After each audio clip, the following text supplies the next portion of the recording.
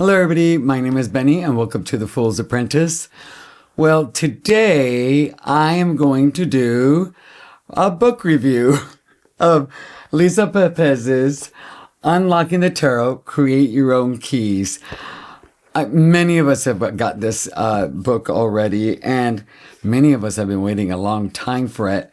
And so I've had it for a bit, but I haven't had the opportunity to dive into it because, as you saw in my last video, I've been very sick. A lot's been going on with my personal life, with work, and, things have just been a whirlwind. And coming home and just sitting on the couch and vegging on YouTube is about as active as I want to be when I get home.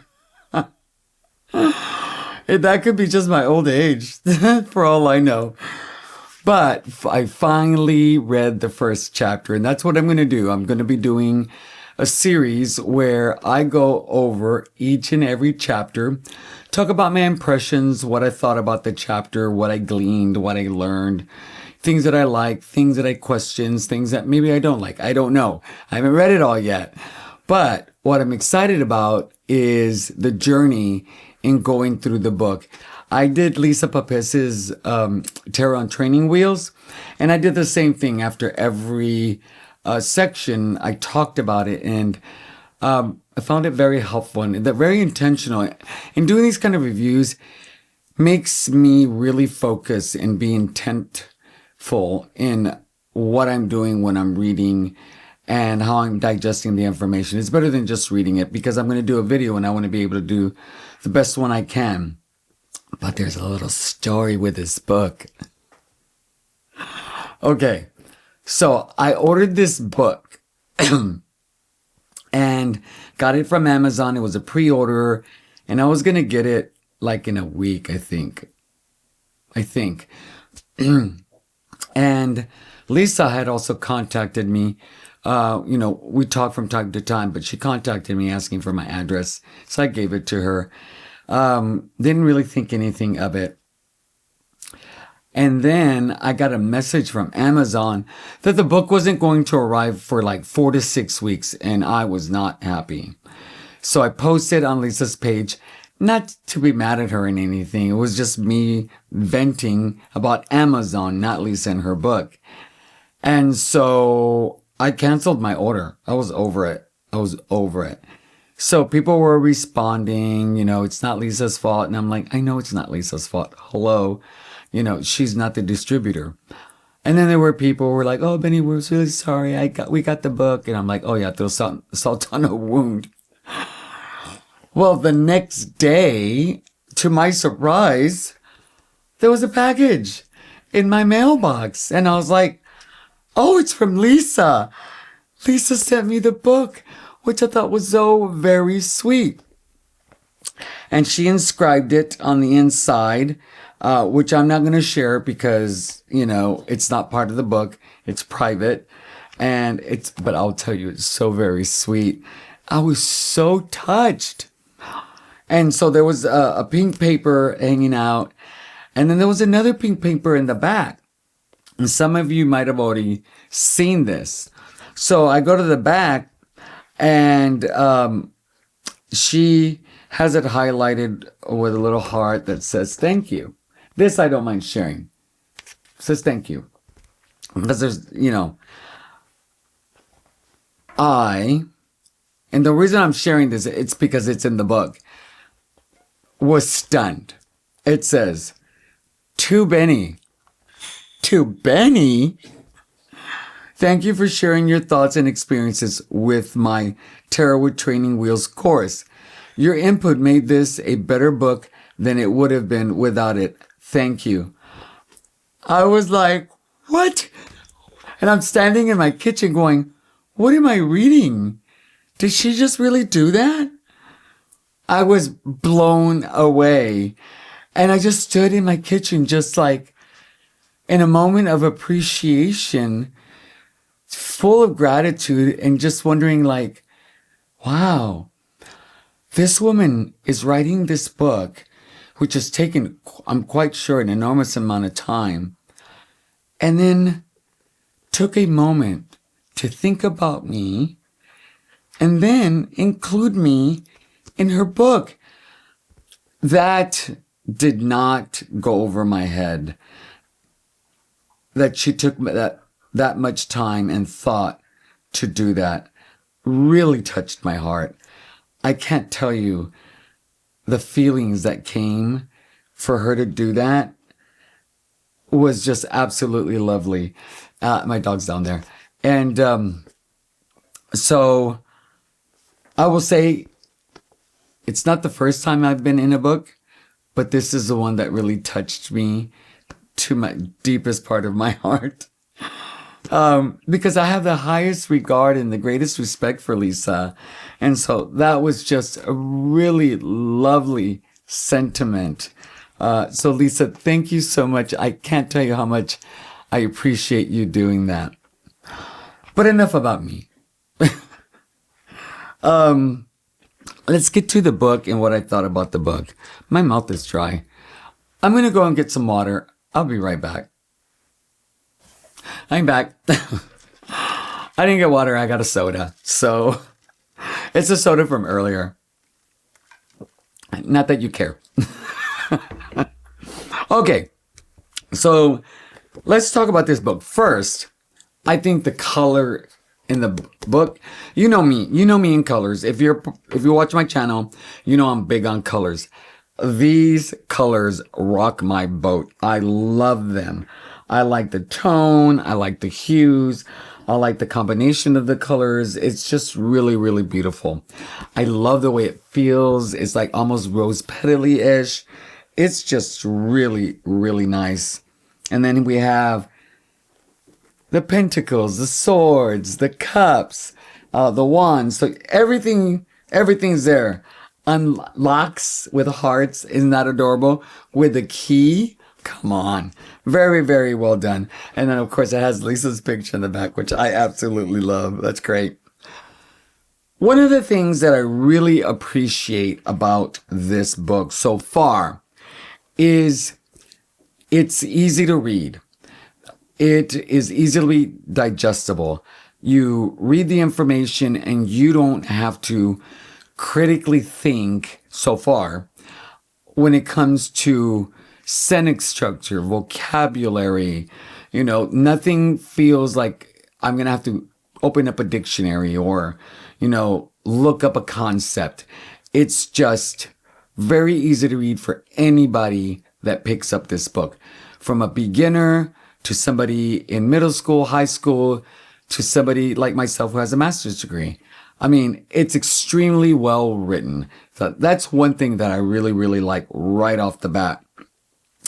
But I think in reading the first chapter, I think the most important thing that the first chapter does, and I don't know if anybody else notices this, but I did. And it's because something that I do within my work is she does such an exceptional thing with normalizing people's experiences. I absolutely love that. In Tarot and Training Wheels, one of the things that she did there is she allowed you the permission to disagree with her. She allowed you the permission. And when I say permission, people like me, like if this is the way it's supposed to be, that's the way it's supposed to be. Very structured in the thinking. In Tarot and Training Wheels, she wanted to blow that concept out of the water and wanted to make sure that if something didn't resonate, that you yourself had a better idea of what that card meant for you. Love that. Here, it's very similar. She's just letting me know that however I practice is the right thing for me to do because it's my practice. How I decide to utilize the cards is right for me, and that I'm not alone in doing that.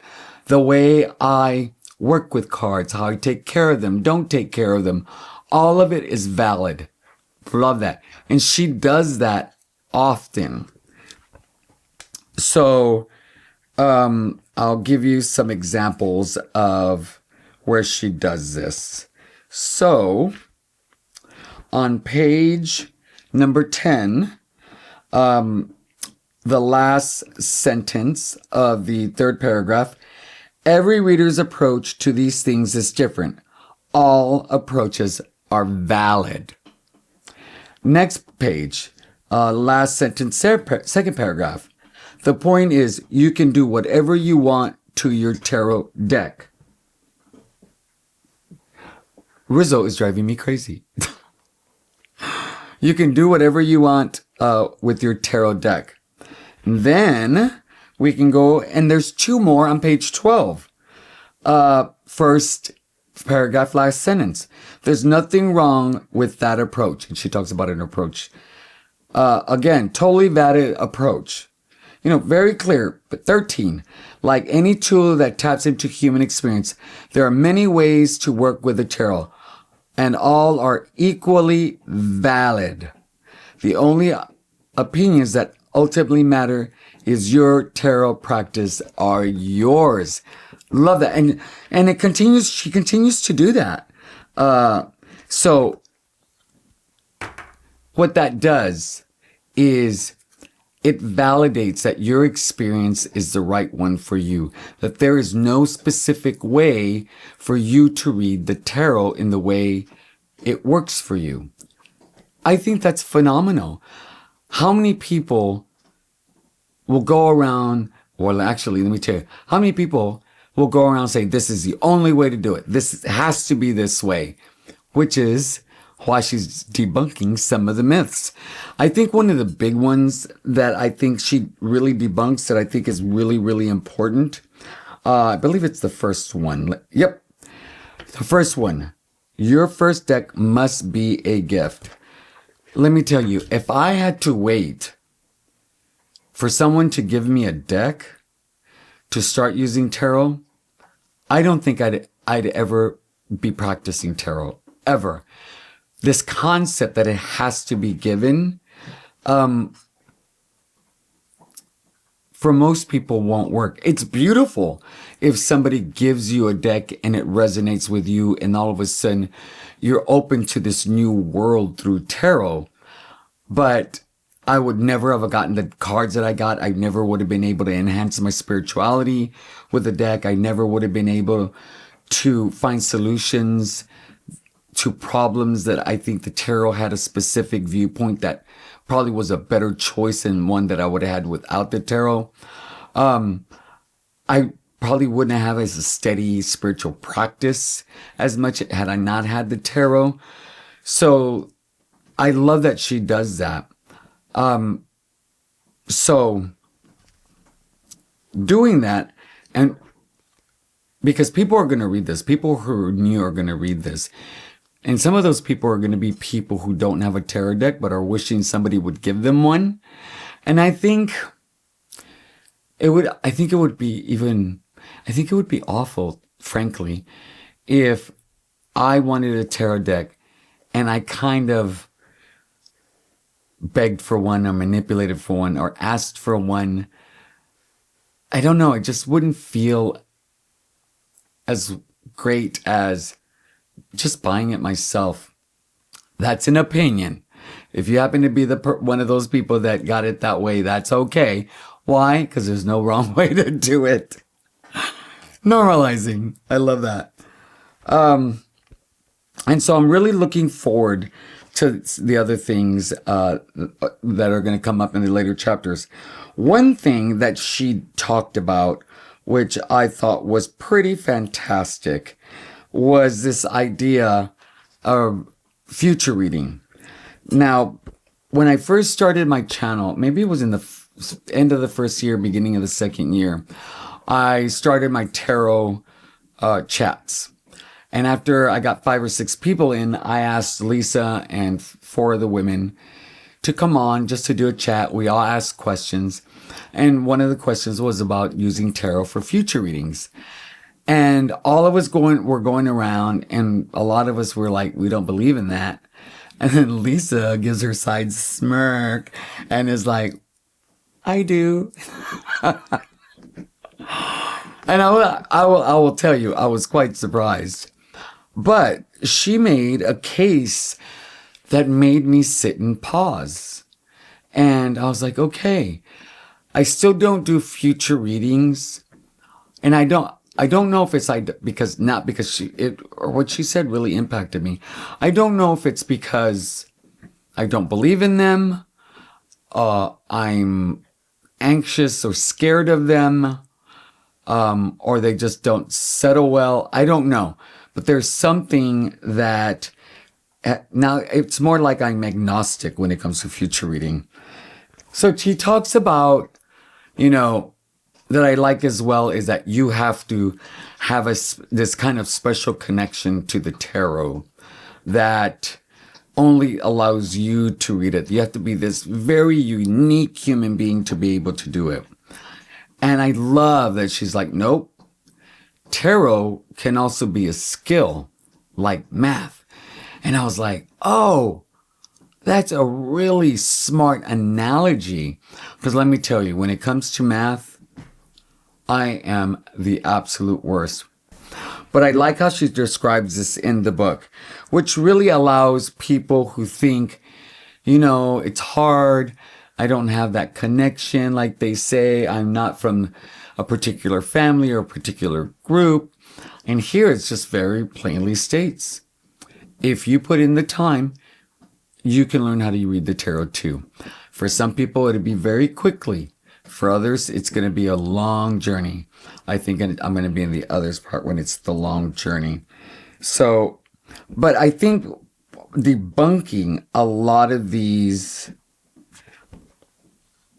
myths allows for more people to be able to come into our realm, and figure out if tarot's for them or not. Because I believe that everybody who wants to be a part of the tarot community, or not, but they want to use the tarot, should have access. And that's one thing that I really, really love about this chapter. Oh, and here we go with the predictions. She talks about that people tend to first use them to discover deeper information or advice about certain circumstances or situation. I do that. I do that all the time.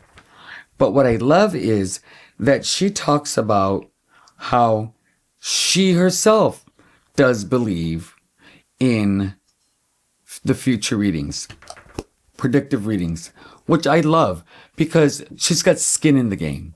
She's not just talking from outside and giving you like a lecture of some people believe, some people don't believe. She's like, some people don't believe, other people's do, like myself. And I love that she includes her personal experiences in these areas.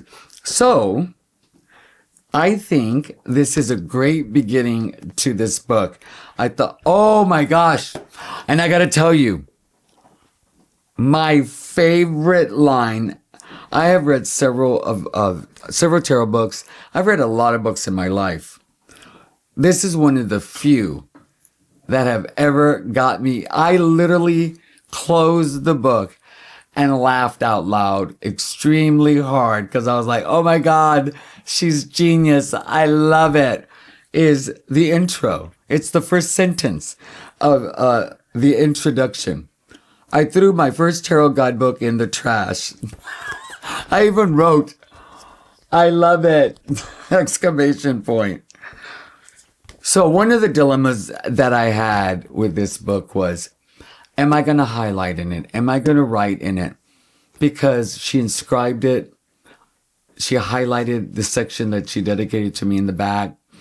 And it feels like a sacred book almost.